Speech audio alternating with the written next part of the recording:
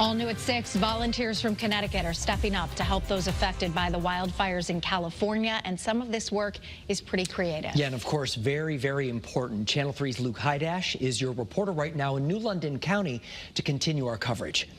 When a disaster like the wildfires in Los Angeles happen, the Red Cross needs volunteers. Sometimes that involves being on site and taking a van like this one from Connecticut all the way to California.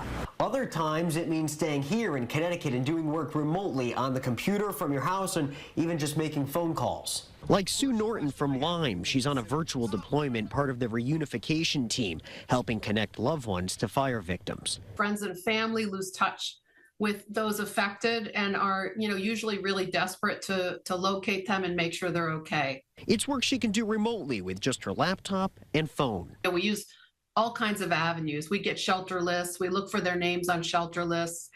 We check social media, their accounts.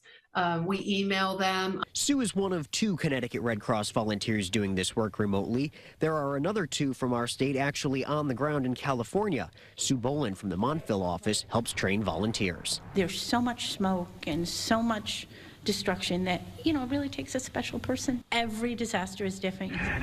For Norton, this deployment is personal. She lived in Pacific Palisades herself. The houses we lived in are gone. My son attended Palisades High School, was in the marching band, so it's very sad to see all of this.